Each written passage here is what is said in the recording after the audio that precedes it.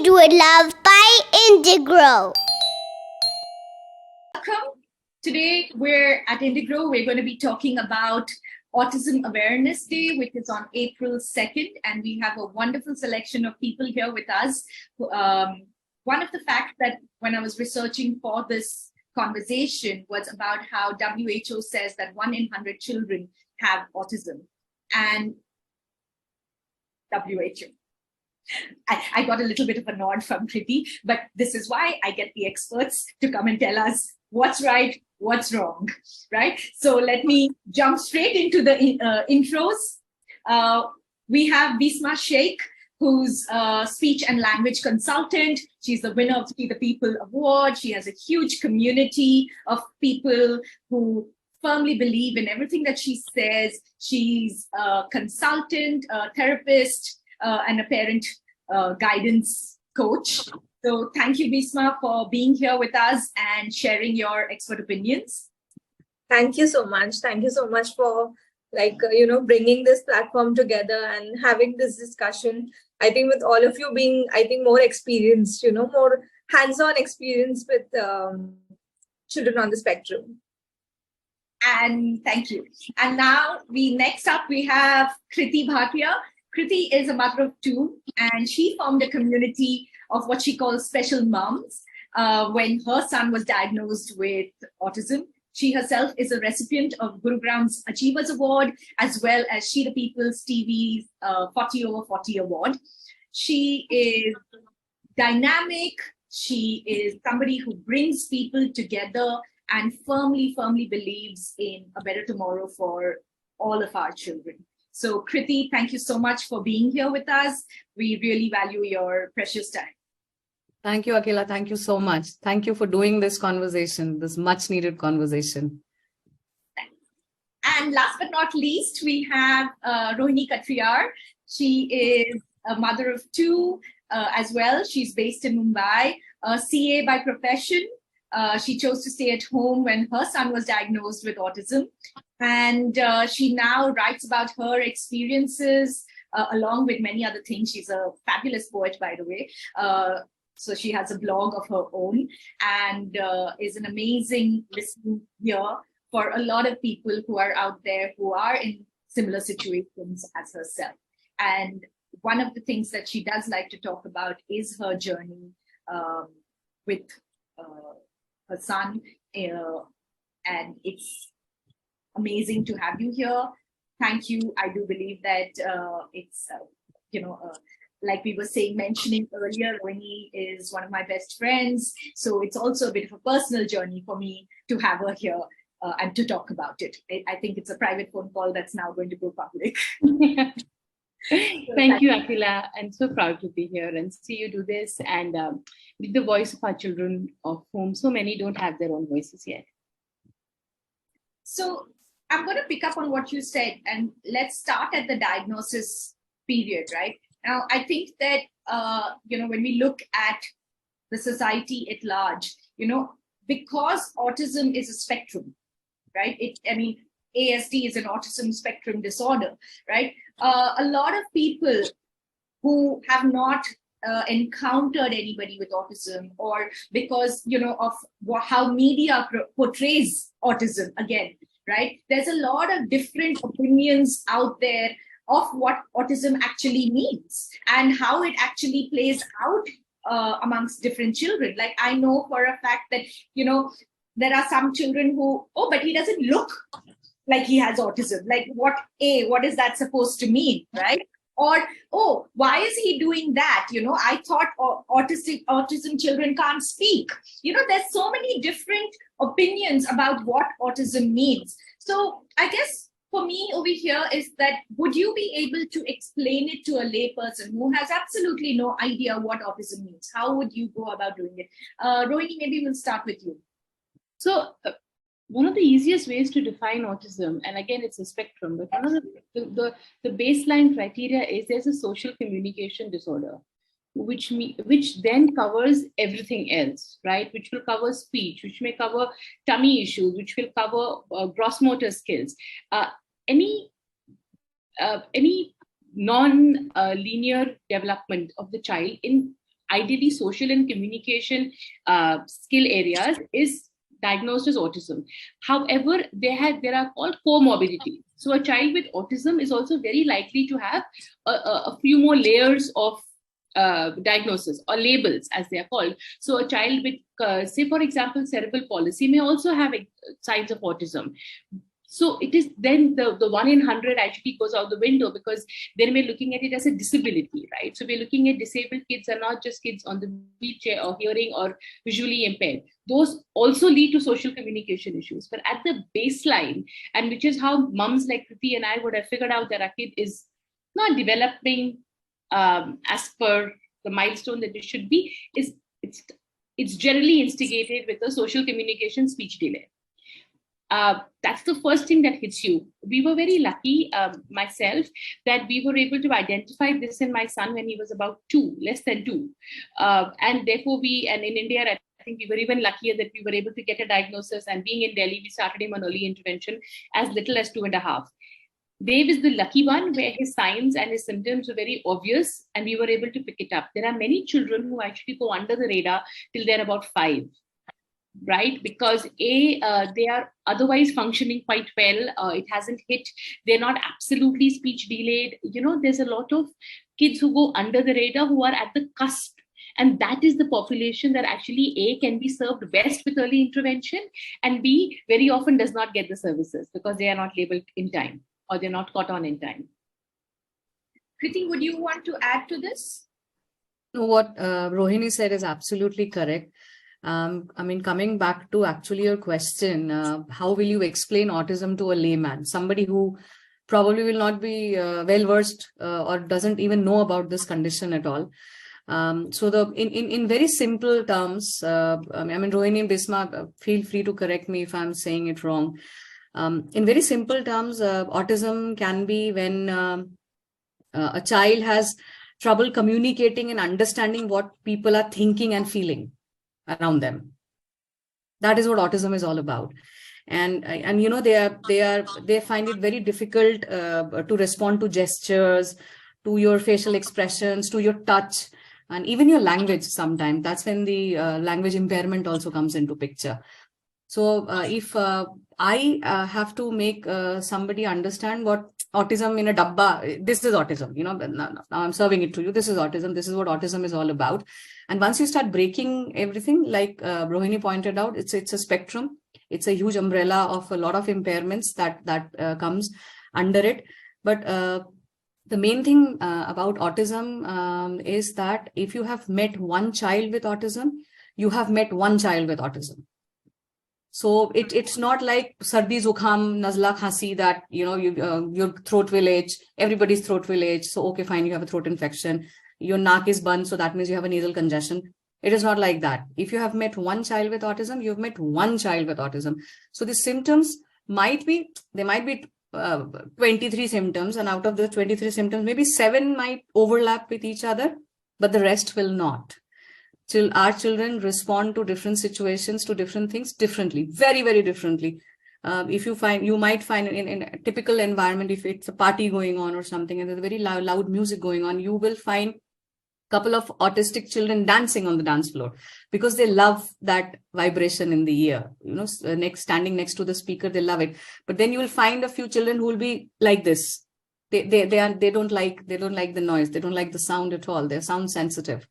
So autism in a layman's term is this, and what Rohini said was absolutely. So Rohini and Kreeti were talking about it from the perspective of a parent, and I would like to know on your end, right? Because a lot of the times you're possibly because you're a speech and language therapist, and people are coming into you possibly for the diagnosis themselves, right? Because they're coming in at that early stage to say that, this is what I've noticed about my child.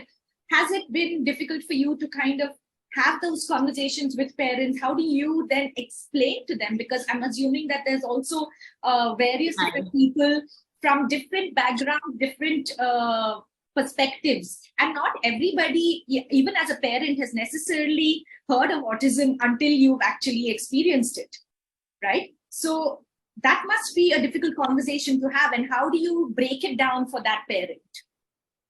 So what I would like to add over here is, when parents, as parents, we observe children, the first signs that we identify are difficulties with social communication.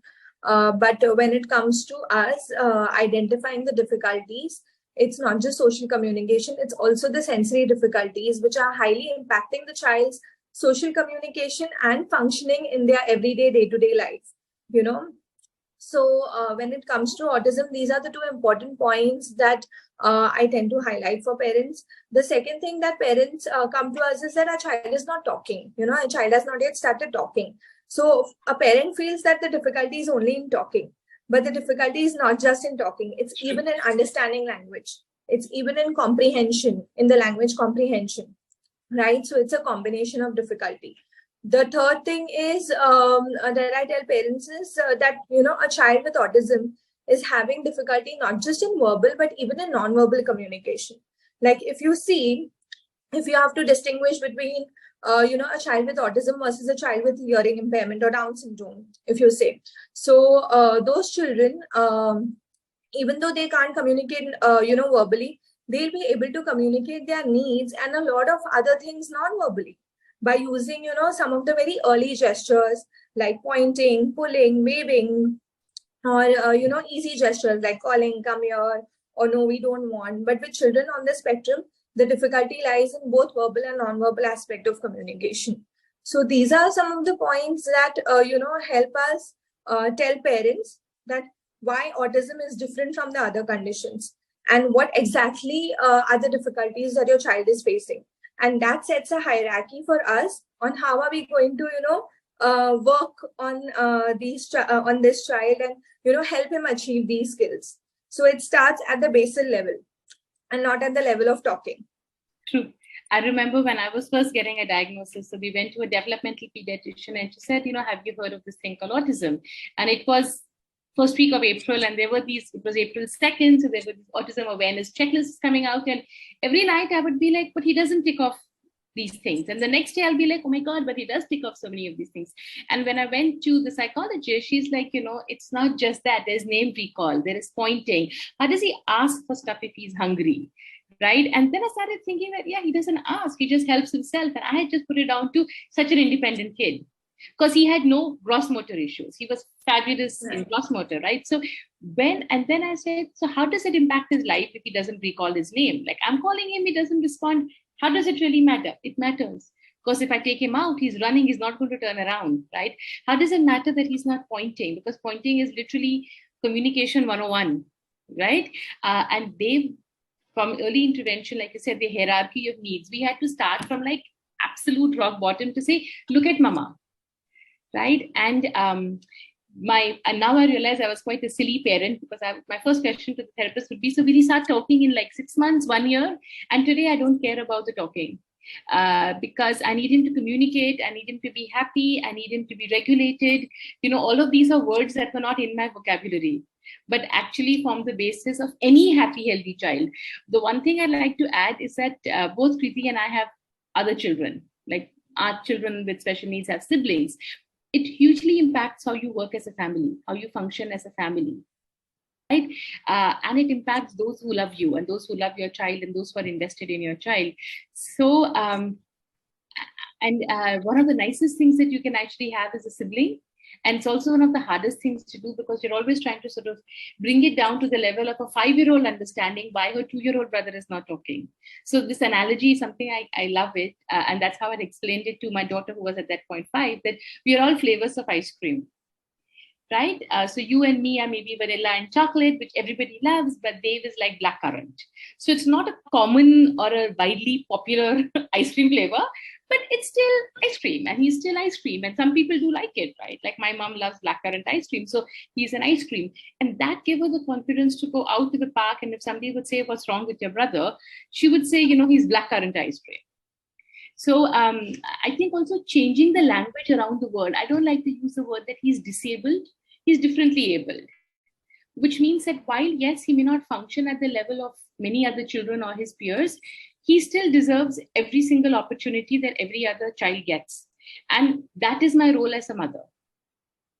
And that is our role as a society, to open those doors for him, to give him a place on that table, and to say whatever he can take from that table is based on his ability. But he needs to be on that table. That biryani needs to be served to him. Whether he eats it or not is on him or on his ability, but you need to serve it. So picking up from what you were saying, Kreeti, I'm going to ask you a question. So clearly the family, there are a lot of challenges, right? When you're raising a child who's on the spectrum. Would you, kind of want to talk a little bit about the kind of challenges that, you've had to kind of deal with from a societal perspective, when you've been raising a child on the spectrum, something that, say parents like us who are raising neurotypical kids have no concept of.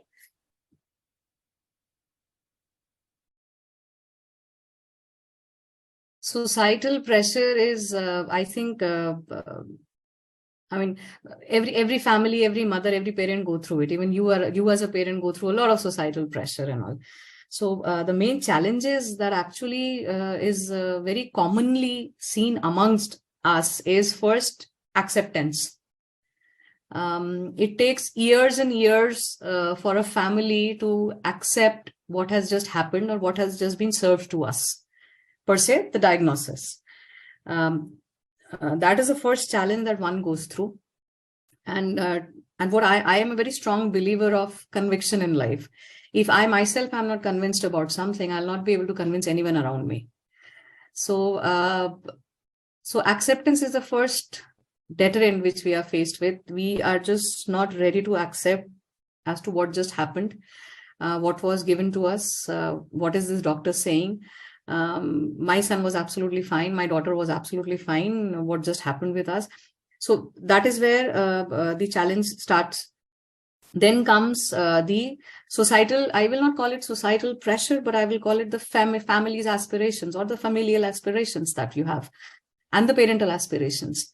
You just see them come shattering down. Your child probably will not be a doctor. Your child probably will face a lot of issues, and he probably, you will not find your child playing football when he turns 14. So the family aspiration, that familial aspiration, the parental aspirations, that comes the next challenge. The biggest challenge in a typical Indian society that happens is when the extended family refuses to understand what is happening. The extended family start blaming the parents, especially the mother, for whatever that has happened. And people generally, it's a very lonelier fight. It's a very lonelier fight. But most of the times you'll find the primary caregiver ends up to be the mom. And secondly, it's an extremely lonelier fight for them, because they are just not able to make anyone understand what they themselves are going through as a parent, as a mom. And secondly, they are not able to make people understand that, bhaiya, this is not a disease. This will not evaporate overnight. This is a condition. My child will be like this till the time he's alive. And we have to make sure that the world around him is ready to accept him. And we all keep shouting and shrieking about acceptance, acceptance, acceptance. But trust me, this acceptance starts from home. It starts from your home ground. That's where the acceptance should start, actually. So that is the major challenge that we have. And coming on to challenges, so there are so many. Probably this half an hour will get over. And Ro is smiling because she knows what I'm talking about. So the major challenges are these, which are faced, the typical challenges that are faced. And of course, until the time there are no acceptance, there is no awareness. Even basic in a school scenario as well, in an educational institution scenario as well, there is no awareness about this condition. The educators, the teachers who are there in the school, they are not aware of this situation. Our child and our children are ridiculed. They are bullied because people are not just aware. People just don't understand as to what is happening. And what you said absolutely at the onset, that अरे ये तो ऐसे बिल्कुल ठीक लग रहा है, इसको तो कुछ भी नहीं हुआ है. Because for us, impairment or / disability will always come with something which I can see, with something that I can see. not with something that I can perceive. The thing that I'm seeing, and autism is one of 21 hidden disabilities which has been accepted by the 2016 RPWD Act. Thanks to Modi government for that, actually accepting autism as one of the hidden disabilities which you will not be able to see with your naked eye. So these are the typical challenges that we as a fraternity put together have. Some are internal battles, some are external battles. I'd like Challenges to our sure. There are a couple more. So financial. It completely drains your family of finances. It is not. I was coming to that. The interventions are so costly. It's ridiculously expensive. It is not funded by yes. anything. There is no insurance. The rates, and you want to pay for the professional, but very often it's a choice, literally, between paying school fees or paying, for the therapies, and that's huge. Secondly, mother burnout, parent burnout. It's very real. I've seen it. One of the hidden things about autism is the number of mothers who suffer from depression. It goes under the radar. It is just not only depression, Ro. Let's hit the nail on the head, man. The suicides that we have come across, which broke our hearts into million pieces. We didn't get that. The suicides, the amount of suicides that has happened around us, the amount of divorces that has happened around us, the broken homes. It takes a toll on marriages. It takes a toll on your finances. So when we are, these are all things that we don't talk about, but it is very real. And a lot of parents like Kreeti and I walk around with these big smiles on our faces because, we are these warrior moms. But every night, believe me, there are more number of nights that we cry ourselves to sleep than not. So again, don't get taken in by the happy pictures, a lot of, and social media is great, right? Like, just because we're going to have this conversation, I've gone in, there are millions of moms putting out their challenges and, my son is doing so well and we went on a trek and we went on a holiday. You're not seeing that getting the child out the door is such a challenge. Getting the child to a bathroom. I have a son. I travel alone with him. I do not know which bathroom to take him to in India. Because he's now 12, I can't take him to the lady. So my challenge is simple. Bathroom. Which bathroom do I take him? Security lines. I flew. I did this nice little holiday in Singapore. Southeast Asians were not nice to him. They were rude to him. They were nasty. What do I do at that point? I have another child, right? You're trying to not hold up the queue. So when we start talking about this, imagine, I would actually, one of the things I'd recommend is spend 1 hour or 2 hours with the child with autism, ordering in line. Now, for our child to stand in line and wait for a cold coffee is very challenging. So you are looking at this mother who's not able to handle a child, not knowing that she's in her mind saying, I don't even want that coffee, but I'm going to stand in line because I'm going to make sure that we can do this, to prove to something inside of her or some society that we need it. It's a huge loss. As a government, I think as a society, we lose out on working professionals, right? There are so many supremely talented, educated mothers who have had no choice but to give up their jobs and careers, aspirations, their family aspirations, etc., to service the child. Done it very happily, but we are losing out as a society hugely. And I don't know what happens across the world. My view is now myopic. I care about what happens in India. Right? We need to have more services. We need to have more accessible services.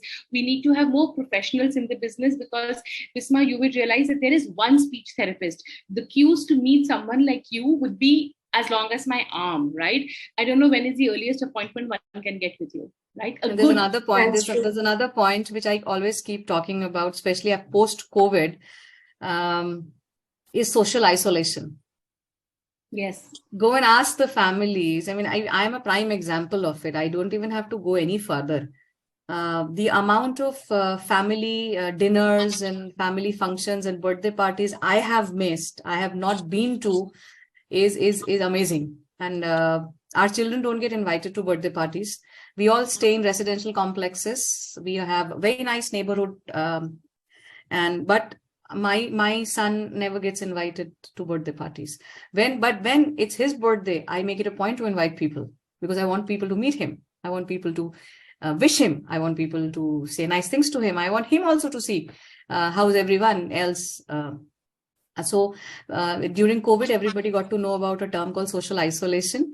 Ask an autistic family. They've been practicing social isolations from the time it was dark ages. So they know about social isolation. But why? The question is why? Why should I isolate myself? Why should I keep my son under wraps? Why should I, like what Rohini just said? She said it's a task to take him out of the door. Might be, why is she talking like that? Why is she saying like that? Why is she saying that the child is not able to, if she had to even get one glass of cold coffee, it's a nightmare for her. There might be 36 steps in her mind going on, just going to the shop, standing in the line. It's like 36 steps instruction that is going on in her head. And that is what this family, that is what parents, that is what a mother is actually living and breathing every day of her life. Her life is nothing but these steps the entire day. ये कैसे करना है, ये कैसे करना है, ये कैसे करना है, ये कैसे करना है. So, and that's what it gives. Then the candle is burned from both the ends, and that gives you the classic burnout. And then you'll hear stories about depression. You'll hear stories about heartbreaking stories of suicides and whatnot and what all. So I think Ro, I think I did mention, I think you and me, we are talking about the same thing here because we both have felt it. But I'm glass half full, right? And Yeah. I also completely get that for some reason, I'm God's chosen child. I have been very blessed. So while I have had ostracization, I have not had a good friend give up on me. Right? Akhila has literally co-parented Dev with me. So I've had experiences where people have come in and said, we've got him and you can take a 2-hour nap and I'm going to walk him to the park. It's not about somebody saying, I will babysit your child. So he's on an iPad and I will be physically around. It is a friend saying, you know what, I'm going to hold his hand. I'm going to try and understand what he's trying to say. And I'm taking him to the park down the road. If I need you, I will call you. I've got him, right? As a parent, my biggest worry is what happens when I'm not around. And that's where community comes in. That's where, Kreeti, what you're doing comes in. What you're doing is on a much larger scale. I'm a little bit more selfish. I do it in a smaller scale with my child, with my community. So, I don't know why it happens to us. Like I said, maybe I'm just blessed. But because we have kept him in an inclusive school, he gets invited to many birthday parties. We make sure that he's invited and we invite back. I have never not gone to a social function because of my child. If there is any place that I can go, my son is bloody well going. And if you don't like it, then, you're not going to get to see me either. What I do realize is that I, as a parent, need to be more attractive. So, for example, I have literally bribed my way into play dates because I will be the mama in the park with the really nice cookies. And if you play with Dave on the seesaw, ta-da, here you get a cookie. There is niceness in the world, right? And I do believe that once I got over my personal grief of how could this have happened to me? I realized that it is not actually happening to me. It's my child who has the social communication issue. I'm able to talk. I have friends. I have a great husband. I have my parents who have invested half their lives on raising me. I owe it to everybody who loves me to lead a really good, happy life, despite and in spite of my child. Right? I think for a parent, the reason I'm able to keep my sanity is that I'm a little detached. Because my son's autism doesn't define him certainly doesn't define me. So while, yes, I am a mom who's raising 2 children, I am a mom raising 2 children, one of whom happens to be on the spectrum and happens to need more stuff. Also, I think I have been note, there is a lot that society needs to do, right? I think that, we are in a place where, that very clearly the challenges are a lot for families that have children on the spectrum, and while I think, there's so much that you all have to kind of do for yourselves, right? Like Rohini was saying, whether it's forming a village around you or whether it's, you're taking the first step, I do feel at some level, there is a responsibility, and I think Bisma will agree with me on this, that as a society that we have as well. And there is stuff that we can do to be a bit more, provide more inclusive support, right, to families. So Bisma, do you have any inputs to, just people, who are part of a community, right? Where you see somebody who has a child on the spectrum in their family, a child, who's at school, or a child who's at the playground. What tips would you give, to parents like us who we don't have our own children on the spectrum, but we do have and know children on the spectrum within our community? How would you tell us to kind of reach out? What is it that we could do? So the first and most important thing that, I would like to tell other parents to make, the society as such more inclusive and more acceptance of autism is to first understand what autism is, understand what a child with autism faces, understand the difficulties a child with autism faces. It's only when you understand the difficulties, you'll be able to make adaptations. Yeah. Until and unless you don't understand the difficulties, making adaptations is going to be very difficult. A simple example that I would give is have a balloon-free birthday party. Because some children are scared of balloons. So you can easily have a balloon-free birthday party for your child. And, if you're inviting someone, some other child who's on the spectrum, and make it more inclusive for the child, right? So these are like simple changes that you can make, in your routines or in your celebrations so that you can include the others. The other thing I tell parents is be friends with other parents of children with disability. Only then you understand, what are the difficulties that they are going through, and only then you can help them in a better way. You cannot just, be an observer, be a spectator and think, oh, that child is having a problem and something is wrong, and just go casually ask the mother what is wrong and that's it. That cannot be the end of the conversation. So, sorry. Yeah. So be friends with them and, help yourselves understand how you can help the child and the family, and make small changes that can, make the environment more inclusive for the child. So there is this framework that we follow. It's called the ICF framework, International Classification of Functioning Disability and Health, which says that the actual difficulty that the child will have due to a disability does not totally depend on the disability as such, but it actually depends upon the environment which is making it more difficult for the child. So the environment usually contributes to the child's disability, and if the environment is inclusive, we can really cut down the difficulties that the child is having due to the difficulty, and make them better participants of the society. So that is something that we really need to follow. So don't look at my son, and I know it's a bit new thing for everybody when they see particularly a child behaving in such a manner, and for us it's a dal chawal, we see it every day. So the best question to ask is, how can I help you? How can I help you? As I said, I think a couple of minutes back, as I said that good, I invite and I appreciate your curiosity about autism. Yes, I'm there as a parent. Jitna knowledge I have acquired, I will definitely impart and I'll definitely share that with you. But then again, overnight you will not understand autism and the aspects about it. But what you as a human being can do is be our friend. We need friends. We need friends. One has to begin somewhere, right? So let friendship be the first step that you take towards us. Be our friend, be our family's friend, be my friend. And as I said, I love my wine, I love my whiskey, I love my coffee. Let's go out for a coffee date. Let's go out for a drink or something. And then we can talk about life and everything around it. And let that be the beginning. Let that be the beginning.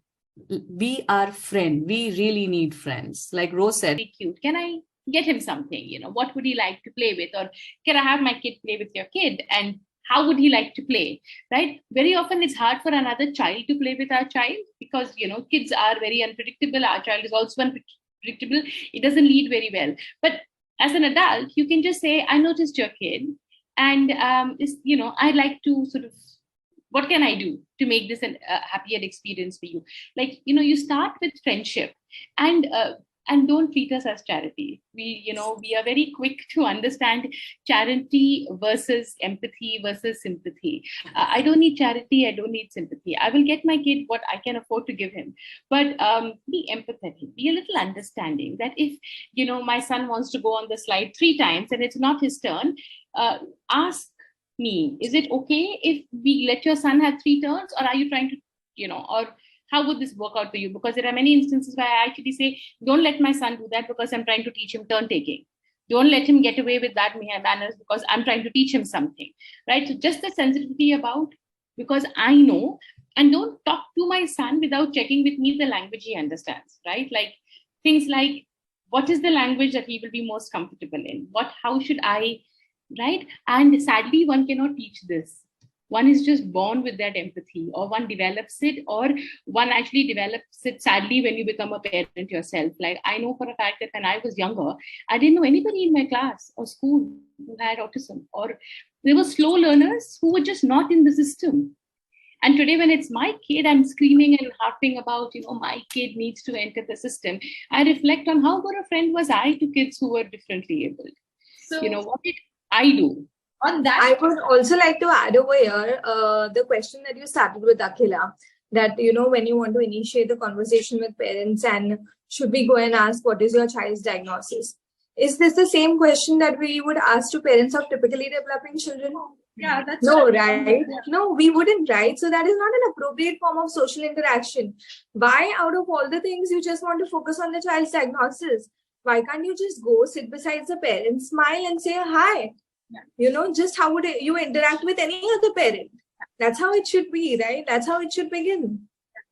So, Ro, I'm gonna kind of like question you over there, because you talked about how empathy, you're born with it. At Indigrow, I'm sorry, but we beg to differ. We believe that empathy can be nurtured, and that's the purpose behind the conversations that we want to have with parents and the conversations that we want to have with children, because we do believe that it's a skill that, like any other skill, like communication, like creative thinking, like problem solving, any other skill, empathy starts because you're having more conversations, you're talking about it, you're constantly kind of talking to your kids about another person's point of view, about putting themselves in somebody else's shoes. And the more often that they put themselves in somebody else's shoes, the more it will start to become a bit more natural for them.